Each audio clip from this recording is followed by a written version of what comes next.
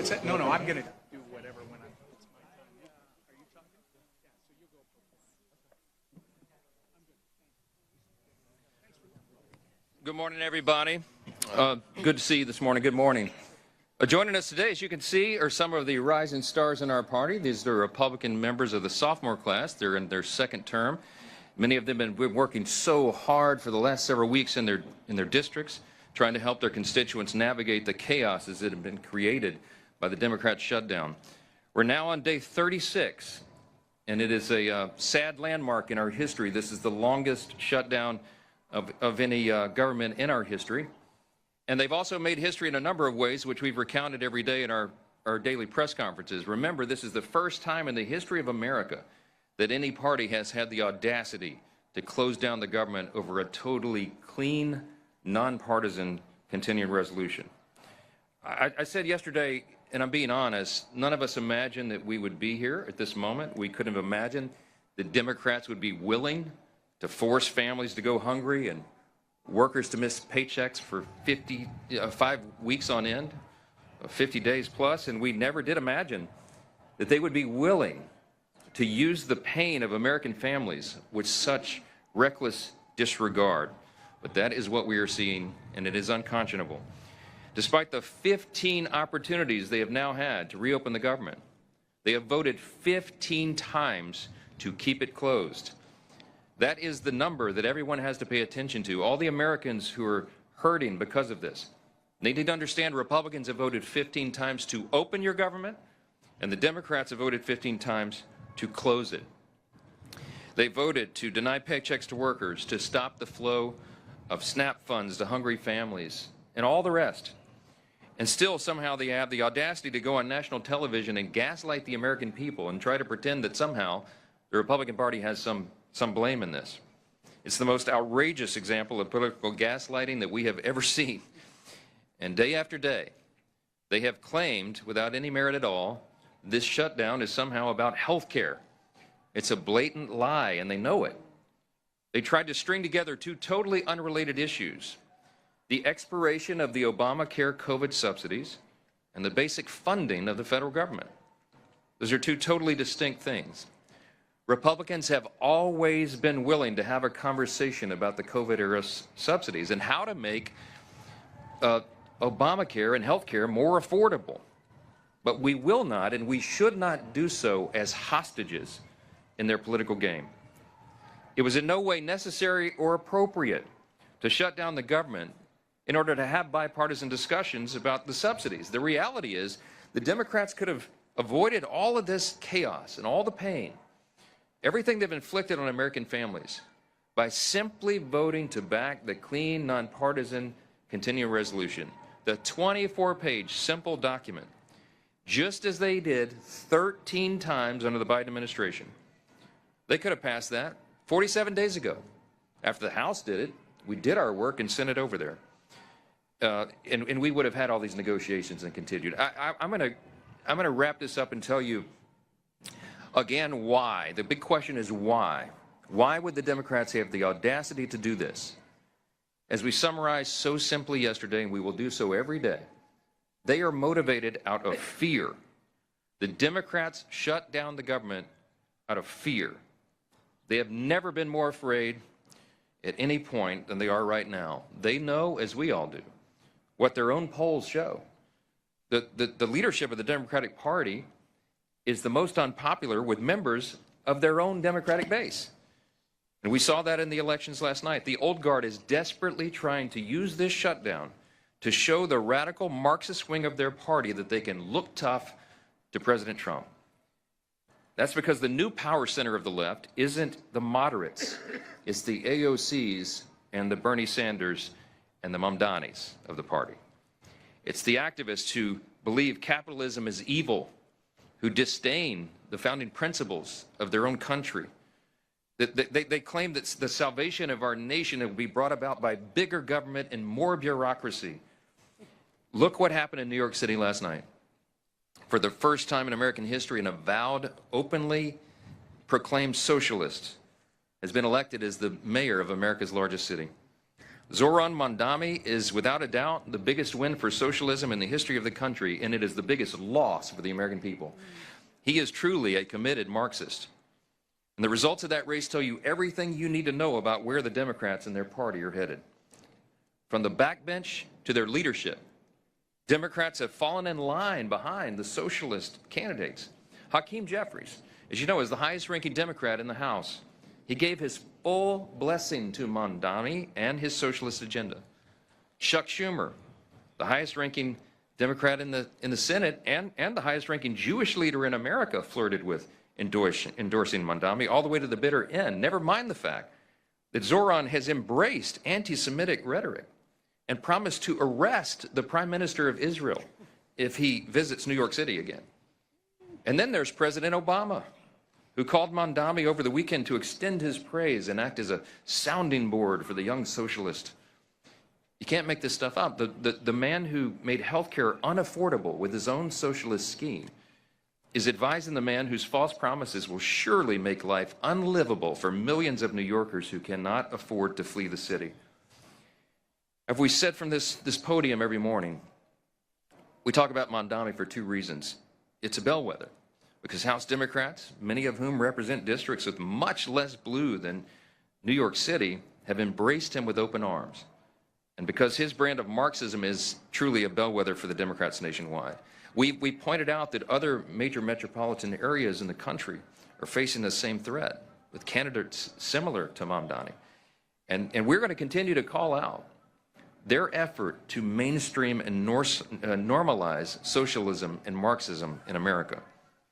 Working families watching this play out have a right to know that socialism and communism are not just confined in New York City. They are quickly coming to a town near you unless you stand up and let your voice of common sense be heard. While Democrats hitch their wagon to the socialist agenda, Republicans are going to continue to act in good faith on behalf of hardworking Americans. And we will remind a new generation of Americans about the painful and inescapable realities of history. We'll have much more to say about this in the days ahead. There were no surprises last night. I'll just summarize on the election, and then I'll yield to some of our sophomore stars here. There's no surprises. What happened last night was blue states and blue cities voted blue. We all saw that coming. And no one should read too much into last night's election results. Off-year elections are not indicative of what's to come. That's what history teaches us. By the way, it's worthy of note that Zoran Mondani himself only received a little over 1 million votes, 1,036,000 votes. There are 8.3 million residents in New York City. 8.5 million actually is the number, I think. So about 12% of the city voted to turn their city over to the communists. We'll see how that works out. The lesson is that common sense Americans have to stay informed, you have to stay engaged, and you have to vote and let your voice be heard. But back to the urgent issue of this moment. Unlike our Democrat friends, Republicans know there's no prize for the milestone we've hit today. No one wins in a government shutdown. We pray that Democrats wake up to that truth very soon. We are very hopeful that they will come to their senses and help us to reopen the government. Remember, it's about math. We have to have 60 votes in the Senate, and we only have 53 Republicans. The entire country is waiting and calling on Democrats to put their political fight aside and open the government. Until they do that and do the right thing, House Republicans will continue to do what we've done since day one, and that is helping our constituents navigate the chaos and confusion of the Democrat shutdown back in our districts. And that includes the members of our outstanding sophomore class, many of whom represented here today. Some of them are here, and we want to thank them for their leadership and their resolve, and they're working in their districts and in D.C. and being all over the place. One of those leaders is Congressman Russell Fry, our sophomore class representative. He was the president of the freshman class, and so he still gets that distinction. He serves on our elected leadership committee. And I will tell you that Russell has been a strong voice for common sense, for conservative values, and we are truly grateful to have him with us today. Mr. President of the class, I'll turn over the podium to you. Thanks. Anybody?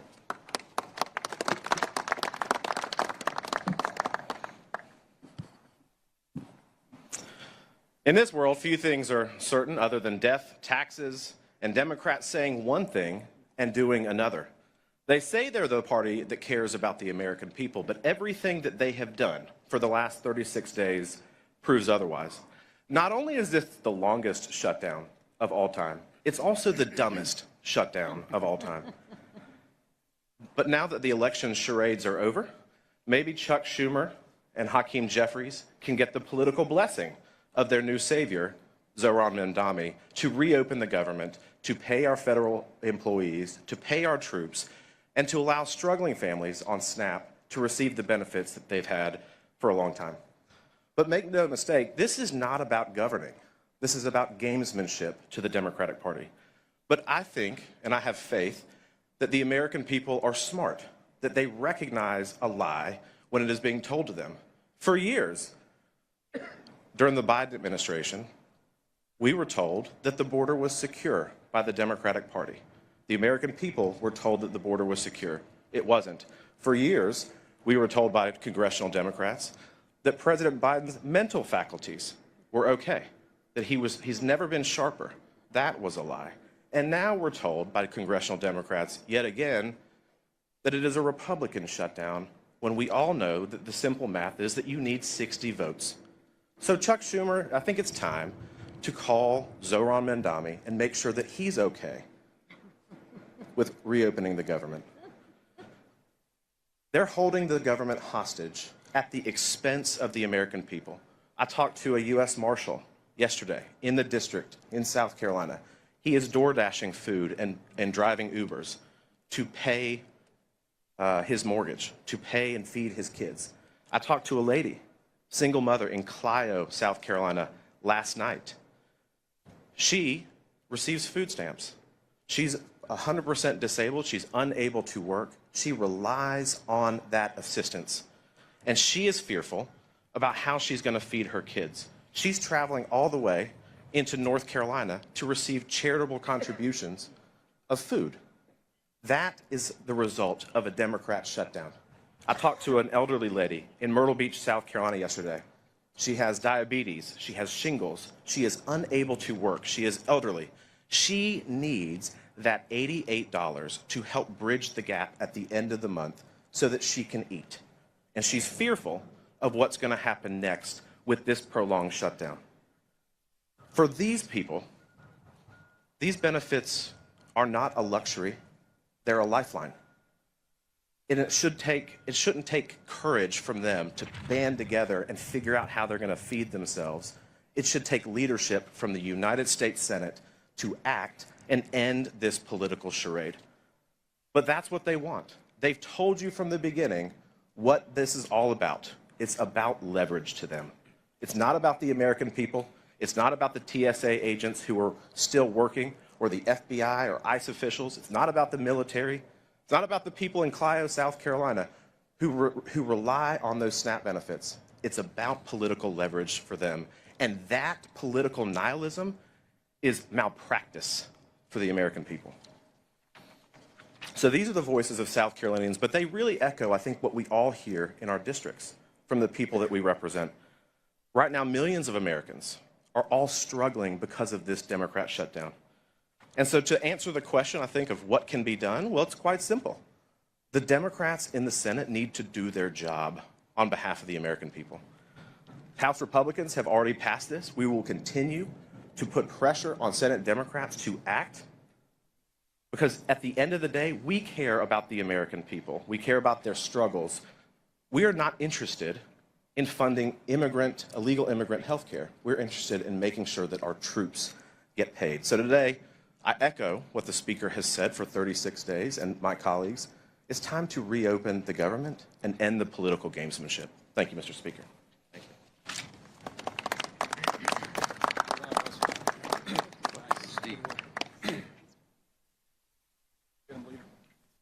Thank you, Russell.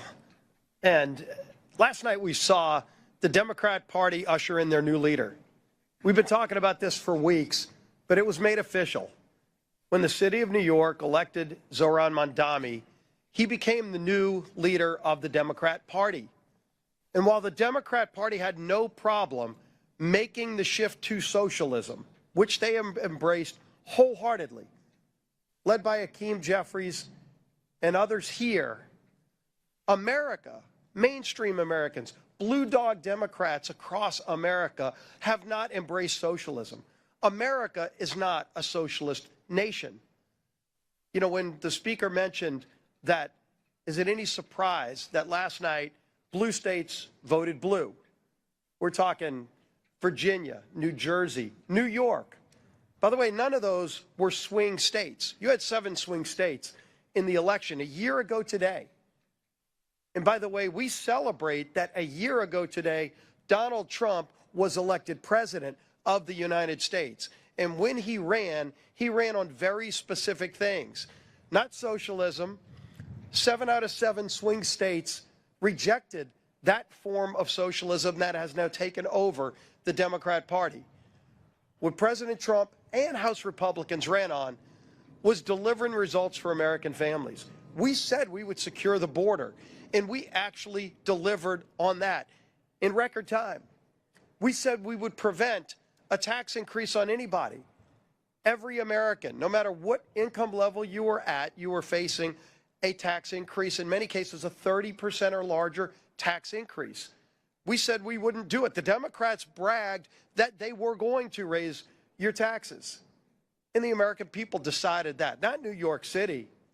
The American people a year ago decided they didn't want a tax increase, and we followed through on that by preventing the largest tax increase on American families. Also by delivering no tax on tips, no tax on overtime. For seniors, 85% of whom will not have to pay taxes on their Social Security income when you factor in the deduction. We delivered on that. Every Democrat, by the way, voted no, because Democrats don't want hardworking Americans to keep more of their money. They want socialism. And let's think about those hollow promises that Zoran Mandami talked about last night. Can anybody wait to see what those free buses are going to look like? I'm sure they're going to be incredibly safe and clean when you ride the free buses. Can anybody wait to see what those government-run grocery stores are going to look like? Shelves unstocked, expired food. I'm sure the friendliness of those employees that are government employees at those grocery stores. That's what socialism does. Socialism always overpromises and underdelivers. But should we be surprised? That's what Democrats up here in Washington have been doing for years.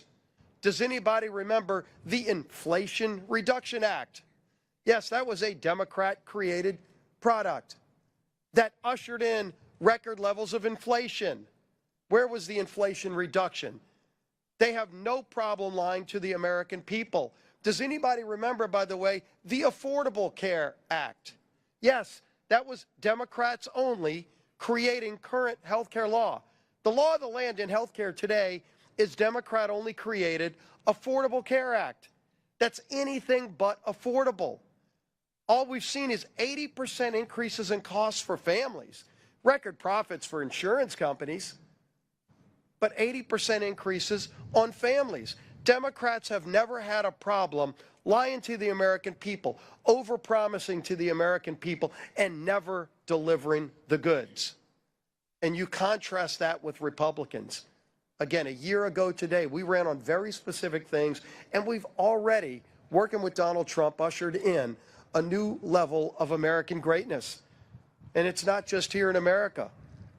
We're finally starting to see that leadership around the world that we've been so desperately lacking when President Trump starts getting peace agreements in Middle Eastern countries, in other places. It's about delivering on promises for the American people. And all we're seeing during this shutdown is Democrats scared to death of the Mandami wing of the party. They've said it. Some of them said it out loud.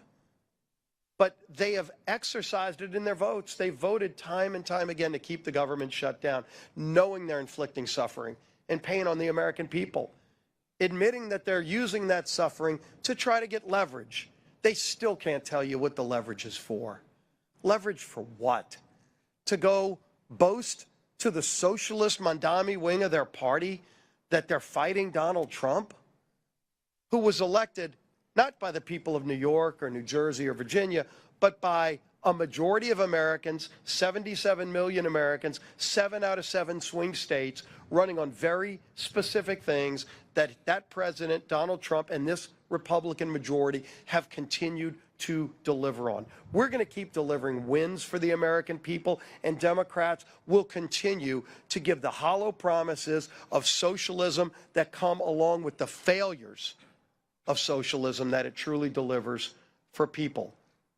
And yeah, people in New York, when they realize how bad socialism is, they can just leave like they've been doing for years. They can move to states like Florida, to Texas. They can even come to Louisiana. But if they ruin America, if they're able to take hold with socialism in America, where else are people going to go? There is no plan B to this great United States of America, and we're not going to let socialism take over in this great country. With that, I bring up our whip, Tom Emmer.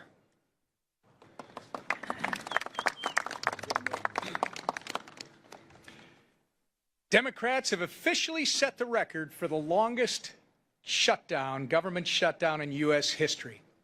And each day that their needless shutdown drags on, the consequences get more and more severe. Yesterday, Transportation Secretary Sean Duffy said they might be forced to close certain parts of the airspace if the Democrat government shutdown continues into next week. Remember when one Democrat aide remarked that the party will not concede short of planes falling out of the sky? They weren't kidding.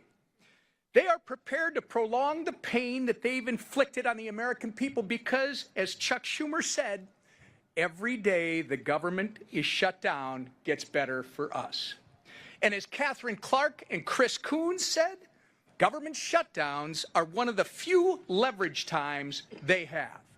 But while the Democrats have been busy playing politics with people's lives, President Trump has been hard at work delivering on the mandate 77 million Americans gave him 1 year ago today. In just 10 months, President Trump has delivered the largest middle tax cut in history. He brought illegal border crossings down to record lows after 4 years of the Biden border crisis. He ended 8 wars and made America respected again on the world stage. And he's just getting started. While President Trump has been hard at work delivering on the American First agenda for 77 million Americans, that's what they voted for, the Democrats have been hard at work obstructing that agenda and consequently the will of the people at every turn. The Democrat Party of today is not your grandfather's Democrat Party. Nothing proves it more than last night's election results. From a communist mayor in New York City to a Virginia attorney general who said he wanted to murder his political opponent, pro-terrorist Marxist radicals are now the left's mainstream. We will prove that there is no problem too large for government to solve and no concern too small for it to care about. That is a direct quote from Kami Mamdani. And it should terrify every single freedom-loving American. This is the land of insanity Chuck Schumer and company have enabled with their party's political games, and now they must own the consequences. And with that, our conference chair, Lisa McClain.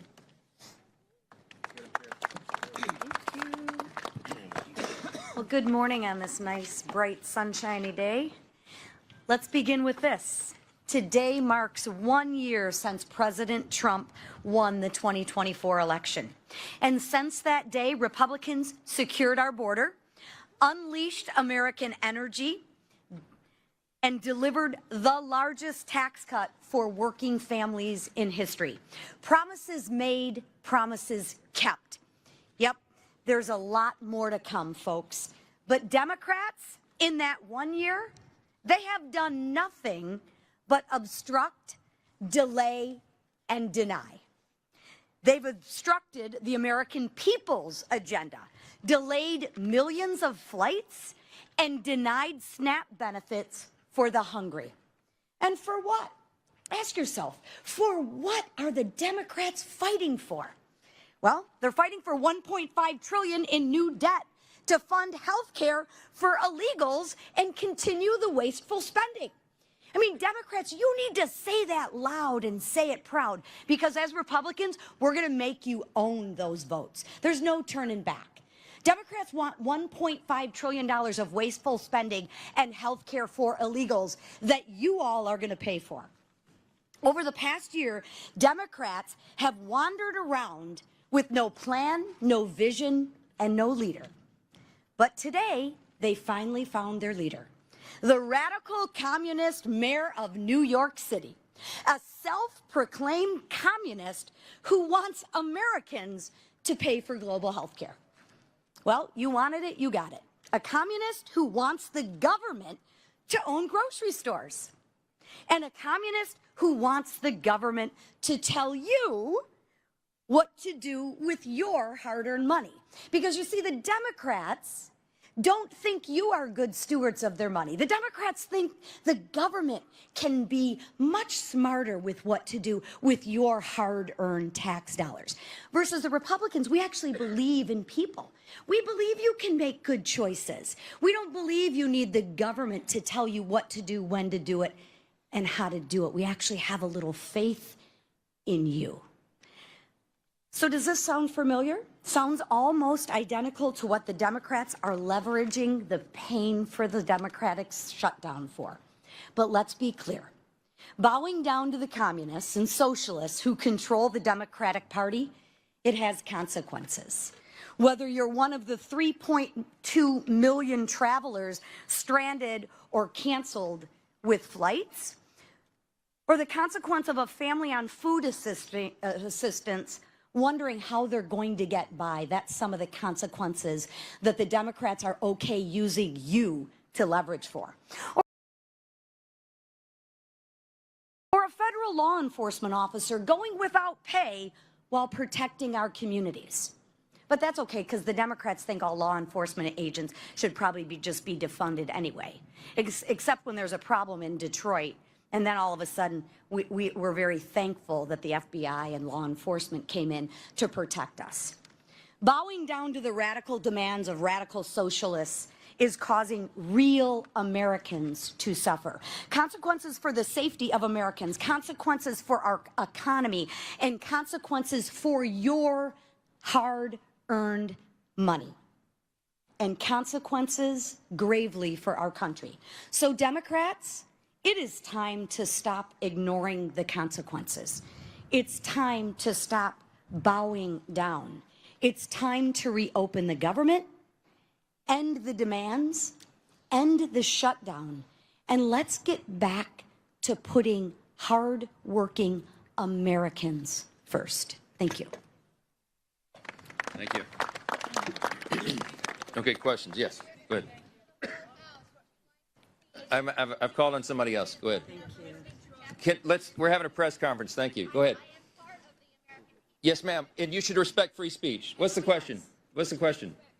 What's the question?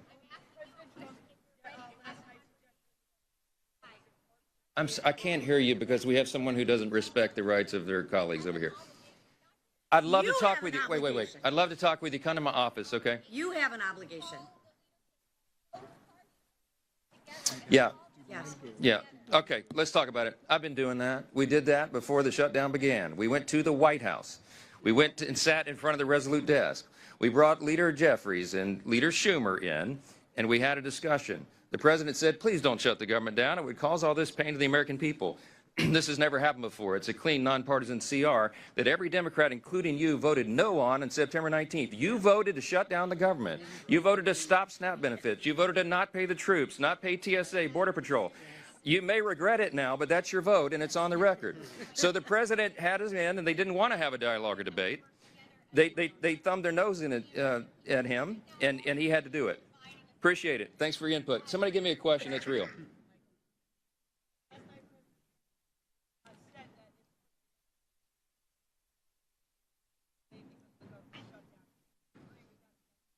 Well, he and I talked about it early this morning. We woke up very early, and we talked about the outcome, and I reminded him that, as we know from history, those of us who watch these things very closely and always do, that an off-year election is not indicative of what happens next. I mean, look at Virginia, for example.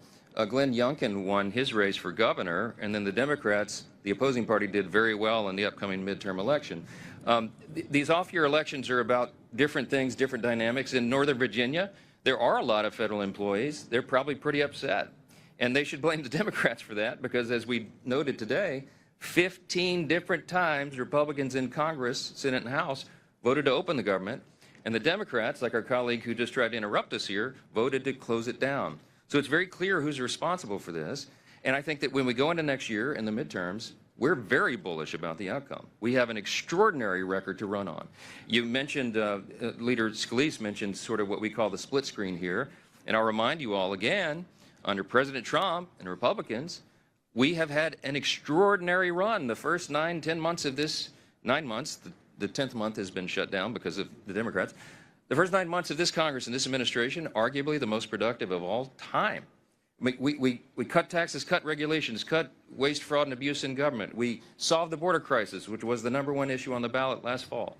We're solving the crime crisis around the country. We've got American energy dominance revved and going again. We have new trade agreements that are more favorable to Americans, which will ultimately bring down costs. We have put real reforms into the Medicaid program to strengthen it, because we've got people who are ineligible recipients, like illegal aliens and young able-bodied men without dependents, off the program so that the disabled, the elderly, and young pregnant women can have the resources they need. The president is literally solving wars around the globe. I think we're up to 9. All of that is on one side of the screen. What are the Democrats on the other side of the screen? A government shutdown. What did they accomplish in 9 months? Interruptions. They've assaulted ICE officers. They have spurred on political violence, and they closed down the government, which is their most basic duty and responsibility. I think the American people are smart. I think they will understand this, and I think the midterm is going to be a great one for us. We had a demographic shift in 2024. We have a very favorable election map on the Republican side, and it will be even more favorable once all the redistricting stuff is settled out. We have Democrats who are flailing. They have no leader. Their national leader now, as we've noted, is Mondami. He's a communist. Good luck with that. I don't think the loss last night was any reflection about Republicans at all. I think people are frustrated and angry, as we are. I am. The president is. And we express that different ways. But look, we look forward. We're looking forward to a great election running on our record. And we're going to get all of our incumbents reelected, and we're going to add to the number here. So that's the answer. Yes.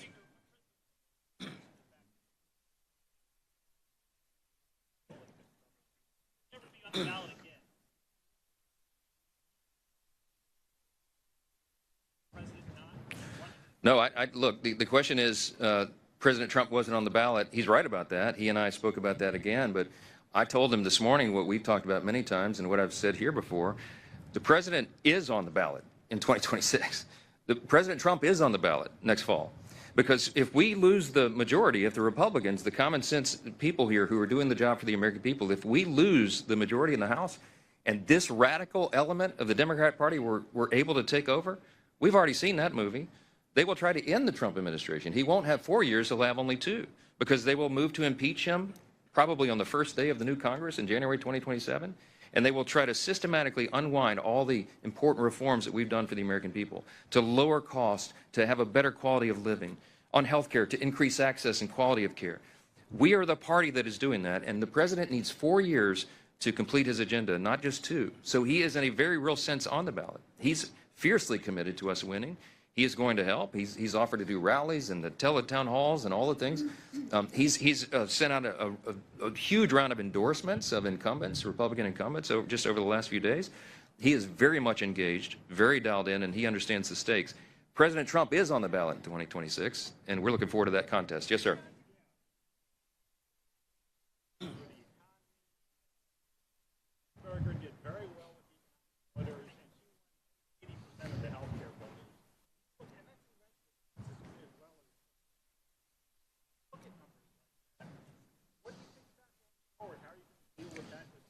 But the economy and healthcare are 2 of the primary issues in the country, clearly, and that's why we are delighted to run on our record. We are addressing that. We are delivering for the people. We are fulfilling our promises.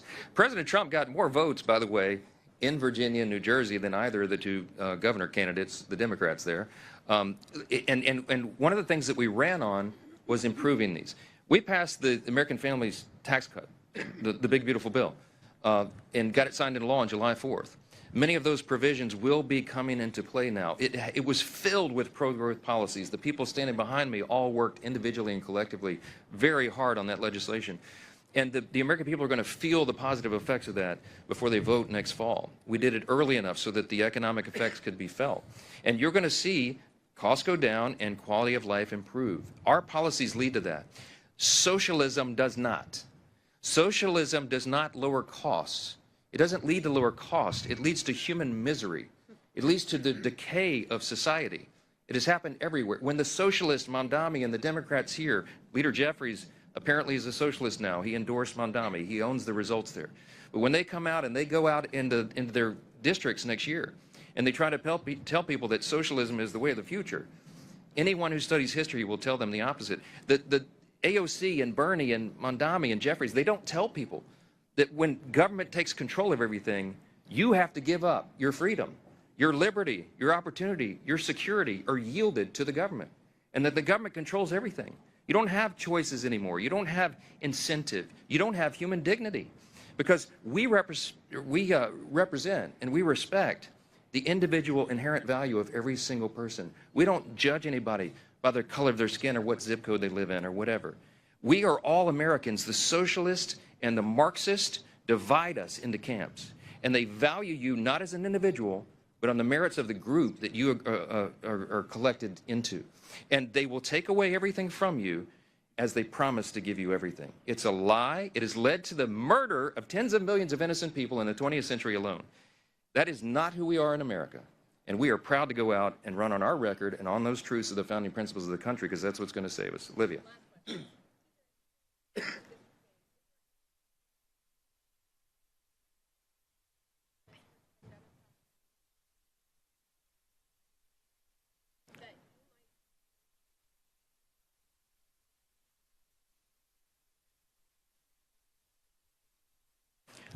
I don't have anything to do with redistricting. The Speaker of the House, people think, are in charge of everything. This is a state-by-state battle. We do believe at the end of the day that we will net more seats for the Republican Party than the Democrat Party. I mean, everybody, that's the analysis. I'll make a comment about the tragedy in California last night. What California did is very, very different, as you all know, by comparison to what a state like Texas did. Texas was following the federal and state constitution, following their state law in redistricting. California was not. They had to trample over their own state law, over their own independent redistricting commission that they had all put into place. It was a desperation, a sign of desperation on the Democrat Party. It was a game to try to rig the election, as if you could gerrymander California anymore. They managed to do it. I mean, there's like 53 representatives from California. We had 9. They want us to have 3. I mean, it's just a blatant example of Gavin Newsom's immoral leadership and the fact that they will do anything to try to rig the system to win. They know that they cannot win on their policies.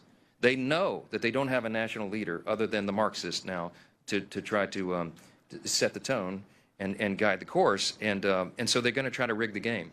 We're going to win that anyway. We're bullish. We're gonna fight like warrior poets in California, and we're gonna make sure that our Republicans get reelected.